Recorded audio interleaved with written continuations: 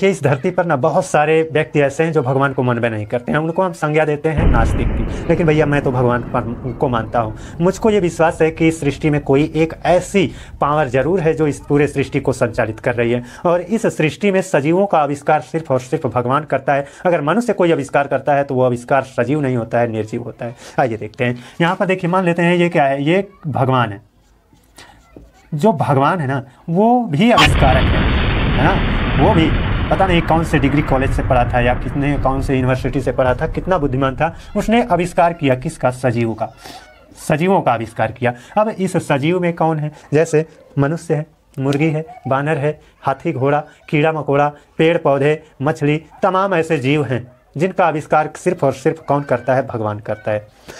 अब इन सजीवों में एक मनुष्य होता है, इन सजीवों में एक मनुष्य होता है, और इस मनुष्य को भगवान ने इतनी पावर दी है कि ये भी आविष्कार करता है। भगवान तो आविष्कार कर रहा है सजीव का, लेकिन इन सजीवों में एक सजीव को उसने पावर दी है कि वो भी आविष्कार कर सके। तो वो आविष्कार करता है किसका, निर्जीव का, निर्जीव का।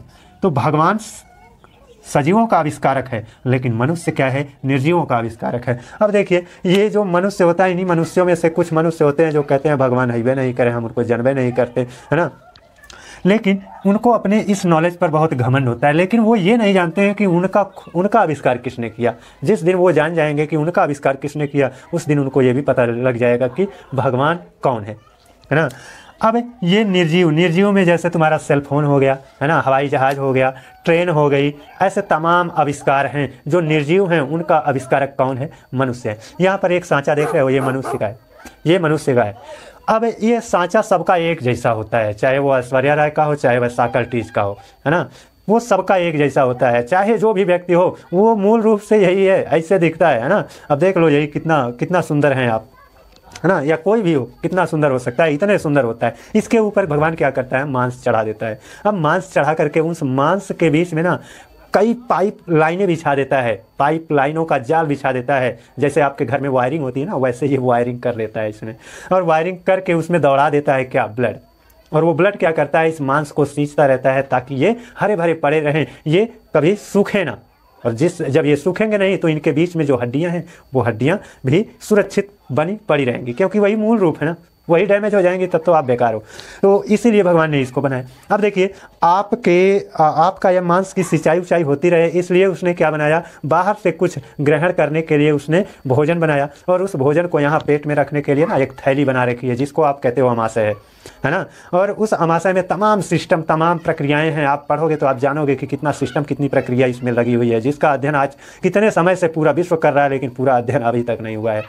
तो ये जो मनुष्य है ना, ये अपने आप में एक तरह का मशीन है, और इसी मनुष्य रूपी मशीन का नकल कर करके ये मनुष्य खुद मनुष्य रूपी शरीर का नकल कर करके निर्जीव आविष्कार करता है। अब देखिए, मोबाइल फ़ोन में जो आप कुछ लिख करके सर्च करते हो, है ना, सर्च करते हो, तो आपका वो मोबाइल उसको याद करके रखता है, तभी ना सर्च करने पर वो बता देता है। तो ऐसे ही आपका दिमाग होता है, आपका दिमाग होता है, आपका अपना दिमाग है। अपने दिमाग से कुछ चीज़ें सोचते हो जो आपने देखा, पढ़ा, लिखा है, तो वो याद आती हैं। वैसे ही मोबाइल भी जिन चीज़ों को याद करके रखा है, उसको सर्च करोगे तो वो उसका रिजल्ट बताएगा।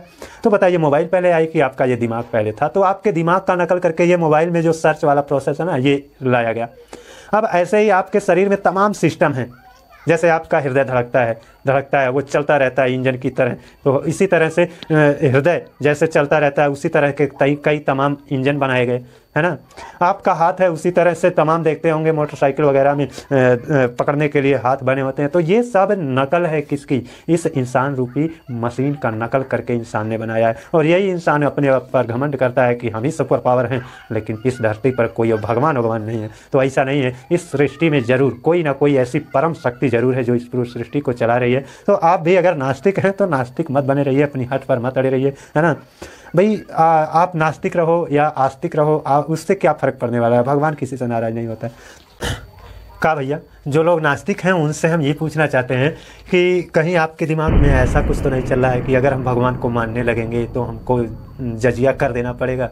भैया ऐसा कोई सिस्टम नहीं है ना। आप भगवान को मानो या ना मानो, आपको कोई भी कर नहीं देना है, जजिया कर नहीं देना पड़ेगा, है ना। आप माने या ना माने इससे कोई फर्क नहीं पड़ता है, लेकिन मैं तो मानता हूँ कि इस पूरी सृष्टि में एक कोई ऐसी पावर है जो सजीव का आविष्कार करती है और उस सजीव का आविष्कार करने के साथ साथ इस पूरे सृष्टि को भी संचालित कर रही है। भगवान तो ठीक वैसे ही होता है जैसे आपके पिता होते हैं, है ना। बेटा चाहे लायक हो या नालायक हो, पिता सदैव उसको सुधरने का मौका देता है। वैसे ही भगवान है, चाहे आप उसको मानो या ना मानो, चाहे आप लायक रहो चाहे नालायक रहो, चाहे जो भी करो, भगवान कभी दंड देने का प्रयास नहीं करते हैं, वो तो आपको सदैव सुधरने का मौका देते हैं। तो मैं तो भगवान को बहुत मानता हूँ, है ना, विश्वास है मेरा। आपका क्या विश्वास है, आपकी क्या मत है, ये तो आप ही जानो, राम ही जाने।